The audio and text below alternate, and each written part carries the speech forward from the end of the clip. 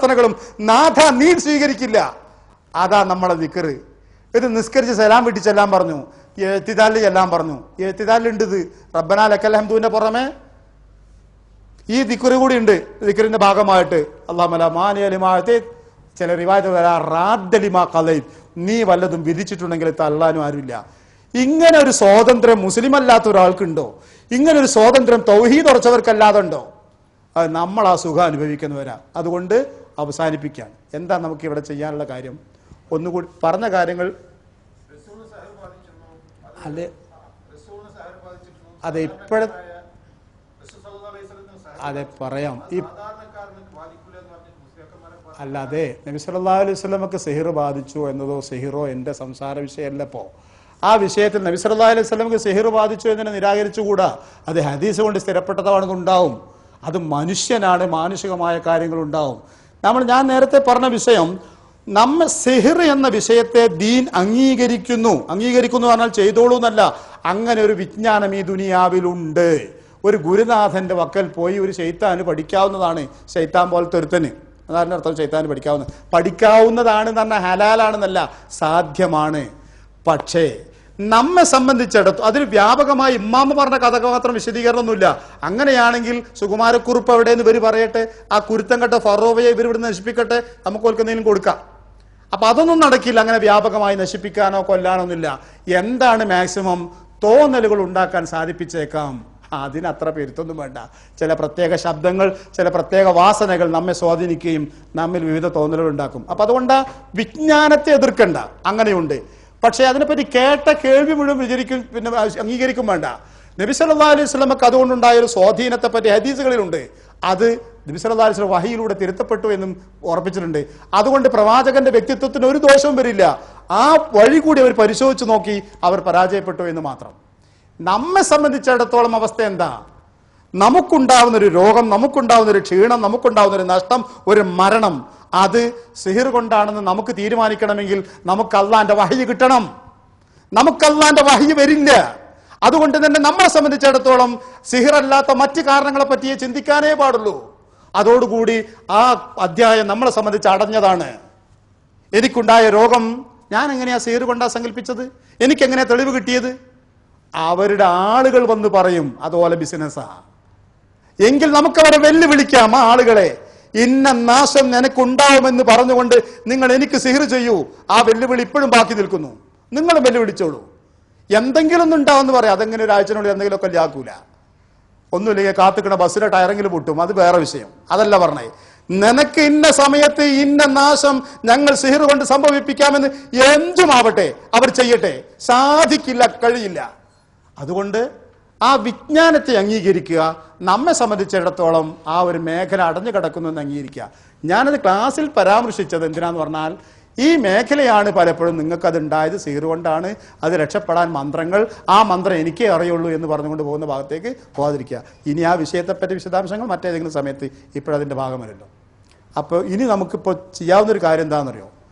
അള്ളാഹു സുബ്ഹാനഹു വ തആല നമുക്ക് ദീൻ പഠിപ്പിച്ചു തന്നപ്പോൾ, നബി സല്ലല്ലാഹു അലൈഹി വസല്ലം പഠിപ്പിച്ചു തന്നപ്പോൾ ശരിക്കും പൂർണ്ണമായി നമുക്ക് നിർവചിച്ച് തിരിച്ചറിയാൻ പറ്റാത്ത ചില കാര്യങ്ങളൊക്കെ പറഞ്ഞു തന്നിട്ടുണ്ട് അല്ല. നമുക്കത് പൂർണ്ണമായി എങ്ങനെ ഇപ്പം അത് മന്ത്രം പ്രാർത്ഥന പഠിപ്പിച്ചുവല്ലോ, ദിക്റുകൾ പഠിപ്പിച്ചുവല്ലോ, അതുകൊണ്ടൊരു സമാധാനവും ആശ്വാസമൊക്കെ ഉണ്ടാവുമല്ലോ. ആ കൂട്ടത്തിൽ ചില ദിക്റുകളും ചില ദുആകളും പതുക്കെ പറഞ്ഞുള്ളൂ എന്ന് പറഞ്ഞു, അവയെ മന്ത്രം എന്ന് വിളിക്കുകയും ചെയ്തു. അതുകൊണ്ട് ഹദീസിൽ വന്നിരിക്കുന്ന ഈ പ്രാർത്ഥനകൾ പഠിക്കുക. നിങ്ങൾ ക്ലാസ്സിലുണ്ടല്ലോ, അതായത് നമ്മളതിനെ ഉപേക്ഷിക്കരുത്. ആ പ്രാർത്ഥനകൾ പഠിക്കുക. എന്നിട്ട് ആ പ്രാർത്ഥനകൾ ചിലത് വെറുതെ ചൊല്ലാൻ പറഞ്ഞത് അങ്ങനെ ചൊല്ലുക, ഇത്ര എണ്ണം എന്ന് പറഞ്ഞത് അങ്ങനെ ചൊല്ലുക. ഈ വളരെ കുറച്ച് ഞാൻ പറഞ്ഞ 3-4 രൂപങ്ങളിലേ ഇത് പറഞ്ഞുള്ളൂ. ആ രൂപങ്ങൾ പറഞ്ഞവ ആ വിധത്തിലും ചൊല്ലുക. പുച്ഛിക്കാനോ നിന്ദിക്കാനോ മെനക്കെടരുത്. കാരണം മാ യന്തിഖു അനിൽ ഹവാ ഇൻ ഹുവ ഇല്ലാ വഹ്യുൻ യൂഹയാണ്. നമ്മളത് അപ്പോൾ നമുക്ക് ഭാര്യയ്ക്ക് സുഖമില്ലാതെ കുട്ടിക്ക് സുഖമില്ല എന്നൊക്കെ പറയുമ്പോൾ മന്ത്രിക്കാൻ ഒരാളെ തെരഞ്ഞു നടക്കേണ്ടതില്ല. ആ കുട്ടിയുടെ തലമ കൈ വെച്ചിട്ട് അല്ലാഹുമ്മ റബ്ബന്നാസ് അദ്ഹിബിൽ ബാസ് ഇഷ്ഫി അൻത ഷാഫി ലാ ഷിഫാ ഇല്ലാ ഷിഫാ ഷിഫാ ലാ യുഗാദിറു സഖമ എന്ന് പറയാൻ അള്ളാഹുവിന്റെ റസൂലാണ് വസിയ്യത്ത്. നമ്മൾ എന്തിനാ മടിക്കുന്നത്? അതുകൊണ്ട് ഫലമുണ്ടാവുമെന്നല്ലേ പ്രവാചകന്റെ പഠനം. വിശ്വാസപൂർവ്വം ഉറച്ച വിശ്വാസത്തോടെ തന്നെ അത് പറഞ്ഞുകൊണ്ടിരിക്കുക. അതിന് നമ്മളൊരാളെ തെരഞ്ഞു പോകേണ്ടയില്ല. ഒരു കൂട്ടുകാരന്റെ രോഗം കാണുമ്പോൾ നമ്മൾ പറഞ്ഞു, ഉറങ്ങാൻ കിടക്കുന്ന നേരത്ത് കൊല്ലൗദ് റബ്ബിന്നാസും കൊല്ലുവല്ലാഹുവായതും കൊല്ലൗദ് റബ്ബിൽ ഫലക്കും ഓതിയിട്ട് കയ്യിലൂതിയിട്ട് ശരീരമാസകലം എത്തുന്ന ഭാഗത്തൊക്കെ തടവാൻ പറഞ്ഞാൽ അത് ചെയ്തുകൊണ്ട് കിടക്കുക. അതുകൊണ്ടുണ്ടാവുന്ന അഭൗതികമായ ഒരു കാവൽ എങ്ങനെയെന്ന് നിർവചിക്കാൻ നമുക്ക് കഴിയില്ല. ഇത് പഠിപ്പിച്ചത് അള്ളാഹുവിന്റെ റസൂൽ സല്ലല്ലാഹു അലൈഹി വസല്ലമയാണ്. അദ്ദേഹം പൊളി പറയാറില്ല, അബദ്ധം പഠിപ്പിക്കുകയും ചെയ്യാറില്ല. അതുകൊണ്ട് അങ്ങനെ ആ പറഞ്ഞ കാര്യങ്ങൾ ആ പറഞ്ഞ വിധത്തിൽ ചെയ്തുകൊണ്ട് പോകാം. പക്ഷെ ഇതൊരു പ്രൊഫഷനാക്കാനോ ജീവിതമാർഗമാക്കാനോ മെനക്കെടാണ്ടിരിക്കാതാണ്. എനിക്കത് സാധിക്കും കഴിയും എന്ന് പറയാണ്ടിരിക്കും. രണ്ടാമത് ഞാൻ പറഞ്ഞത്, ഒന്ന് നമ്മളതൊരു സമീപനം, അത് നമുക്ക് അള്ളാഹു നൽകിയ ഒരു ആനുകൂല്യമോ ഒരു പാഠമോ ആയി മനസ്സിലാക്കി സ്വീകരിക്കാം. രണ്ടാമത് നമ്മൾ ചെയ്യേണ്ട ഒരു കാര്യം, ഇത് ഞാൻ നേരത്തെ സൂചിപ്പിച്ച വിധത്തിൽ ഈ വിഷയത്തിൽ ലോകത്തൊന്നായി നടക്കുന്ന ഒരു വലിയൊരു വ്യാപനമുണ്ട്.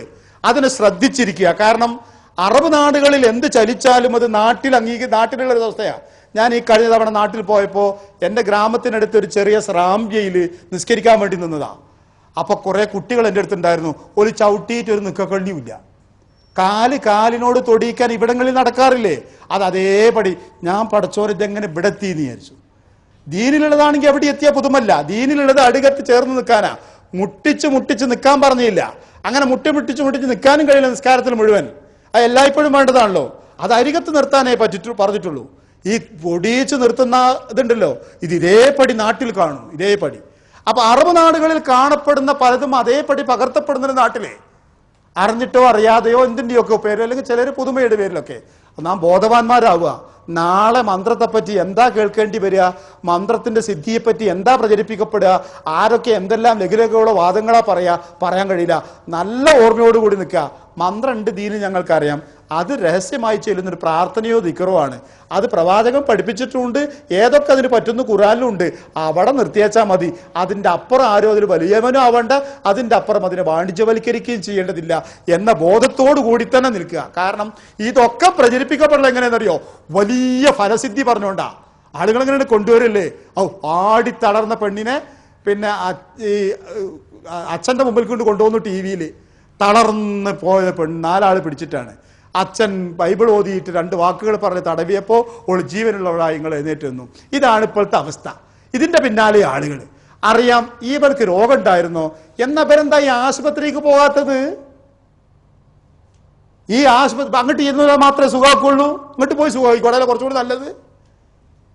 മുസ്ലിം പണ്ഡിതന്മാരുടെ ചോദ്യമാണ്, നമ്മൾ ചോദിക്കേണ്ട ചോദ്യമാണത്. എന്തെന്നറിയോ, അവിടെ ചെന്നിട്ടല്ല ഇവർ ജാറത്ത് പോയപ്പോൾ സുഖാക്കി, ഷേഖിന്റെ അടുത്ത് പോയപ്പോൾ സുഖാക്കി, അവിടെ പോയപ്പോൾ സുഖാക്കി. ഇവർക്കൊരു വണ്ടി എടുത്ത് കോഴിക്കോട് മെഡിക്കൽ കോളേജിൽ പോയിക്കൂടെ? ഈ വെള്ളം നിരത്തിയാണ് കൊടുത്തൂടെ? എല്ലാവരും ഒന്ന് തടവിക്കൂടെ? ഒന്ന് മന്ത്രിച്ചൂടെ? മെഡിക്കൽ കോളേജിൽ സീറ്റ് ഒഴിവാവും, പാവങ്ങൾ രക്ഷപ്പെടും ചെയ്യും. എന്താ അതില്ലാത്തത്? ഇവരുടെ കയ്യിൽ ഈ സിദ്ധി ഉണ്ടെങ്കിൽ അവർ കാണിക്കട്ടെ. അവിടെ ചെല്ലുള്ളവർക്ക് മാത്രം കിട്ടിയാൽ മതിയോ സുഖം? അപ്പൊ തന്നെ മനസ്സിലായില്ല അങ്ങനൊന്നുമില്ല. അതുപോലെ ഈ ജിന്നിന് അടിച്ചിറക്കുന്ന വിഷയത്തെ പറ്റി പറഞ്ഞപ്പോൾ മുസ്ലിം പണ്ഡിതന്മാർ ചോദിക്കുന്ന ഒരു ചോദ്യമുണ്ട്. അല്ല കൂട്ടരെ, മരുന്ന് പറഞ്ഞിട്ട് കേട്ടില്ല, മുക്തിയാർ പറഞ്ഞിട്ട് കേട്ടില്ല, ആരും പറഞ്ഞില്ല, ഈ പറഞ്ഞപ്പോൾ മാത്രം കേൾക്കാം, നിങ്ങൾ തമ്മിൽ എന്താ ബന്ധം? അടിച്ചിറക്കെന്ന് പറഞ്ഞവരോടൊന്ന് അടിച്ചു ചോദിച്ചു നോക്കി, ഈ ആളിട്ട് എന്തോ ഒരു ബന്ധമുണ്ടല്ലോ. മറ്റത് ആരൊക്കെ പറഞ്ഞിട്ട് പോകൂല എന്നല്ല അവൻ പറയില്ലേ, വേറെ തന്നെ നമ്മൾ അണ്ടറ കൊടുത്തപ്പോൾ പോകുന്നു. അപ്പൊ ഇങ്ങോട്ട് തമ്മിൽ എന്തോന്നുണ്ട്, എന്താ ഇങ്ങോട്ട് തമ്മിലുള്ള ബന്ധം എന്നിട്ട് പറഞ്ഞതാണ്. വളരെ രസകരമാണ്. അങ്ങനെ അത് മനസ്സിലാക്കിയെടുത്താൽ വളരെ എളുപ്പമാണ്. ഹാദർ നിൽക്കേണ്ടയില്ല. എന്തിനാണിത് പറയുന്നത് ചോദിച്ചാൽ, ഈ വിഷയത്തെ ഇങ്ങനെ സമീപിക്കാം. അതായത് ഇതിന്റെ വ്യാപനത്തെ പറ്റി ബോധവാന്മാരായി നാളെ പിറ്റേന്ന് എന്താണ് പ്രചരിപ്പിക്കപ്പെടുന്നതിനെ പറ്റി ബോധത്തോടു കൂടി നിൽക്കുക. മൂന്നാമത് എനിക്ക് പറയാനുള്ളത്, വളരെ പ്രധാനമായി പറയാനുള്ളത്, ഒരു തലമുറ തൗഹീദും ഷിർക്കും അന്ധവിശ്വാസം എന്താണ്, തൗഹീദ് എന്താണ്, ഷിർക്ക് എന്താണെന്നൊക്കെ വേർതിരിച്ചറിഞ്ഞതുകൊണ്ട് മാത്രം അടുത്ത തലമുറ അതേപടി ജീവിക്കുന്ന ഒരു ഉറപ്പില്ല. നിങ്ങൾ തെറ്റിദ്ധരിക്കൂലെങ്കിൽ ഞാൻ പറയട്ടെ, കേരളത്തിലെ മുജാഹിദുകൾ എന്ന് പറയപ്പെടുന്നവരുടെ അവസ്ഥ താരങ്ങള് തൗഹീദിന്റെ മുടിനാരഴ കീറി മനസ്സിലാക്കിയിട്ട് ഷിർക്കിന്റെ വിഭക്തിനെ പറ്റി പഠിച്ചറിഞ്ഞ ഒരു ജനത, അതാ കേരളത്തിലെ മുവഹിദുകൾ. അങ്ങനെ ഞാൻ പറയാൻ കാരണം, ആ അർത്ഥത്തിൽ ആഴത്തിൽ ഇത് മനസ്സിലാക്കിയവർ ലോകത്തിന്റെ വിവിധ ഭാഗത്തും ഇല്ല എന്നുള്ളത് കൊണ്ടാണ്. കാരണം അവർക്കത് ആവശ്യം വന്നില്ല. ഈ വിഷയത്തിന് വേണ്ടി പറയപ്പെടുന്ന ഹദീസുകളെ, ഉദ്ധരിക്കപ്പെടുന്ന ഹദീസുകളുടെ നിജസ്ഥിതിയോ അതിലെ തെറ്റായ വ്യാഖ്യാനങ്ങളും ശരിയായ വ്യാഖ്യാനങ്ങളും ഒക്കെ കാണാപ്പാഠം പഠിച്ച് വിശദീകരിച്ച് പറഞ്ഞ ഒരു തലമുറയുടെ, അന്ധവിശ്വാസത്തിനെതിരെ നീങ്ങിയ ഒരു തലമുറയുടെ, ഈ ജാതി അടിസ്ഥാനമില്ലാത്തതിനെതിരെ പടവാളേന്തിയ ഒരു സമുദായത്തിന്റെ ഒരു തലമുറയുടെ പിന്തലമുറ അവിടെ എത്തി. ഈ മൂർവീകന്മാർ ഏതൊരു അന്ധവിശ്വാസത്തെ എതിർത്തോ അതിന്റെ പിറകെ പോണോടത്തെത്തി. ഇല്ലേ? ഇത് കേരളം കണ്ടതാ. ഞാനിത് സംഘടനാപരമായ വൈവിധ്യം പറയാനല്ല, എന്റെ ആവശ്യത്തല്ല, ഞാൻ പറയാറില്ലല്ലോ. ഞാൻ പറഞ്ഞ ഒരു വിഷയം ഒരു തലമുറ, ഒരു ബാപ്പയോ ഉപ്പയോ ഒരു മക്കളോ ഒരു കുടുംബമോ ഒരു തലമുറ ഒരു കാലഘട്ടത്തിൽ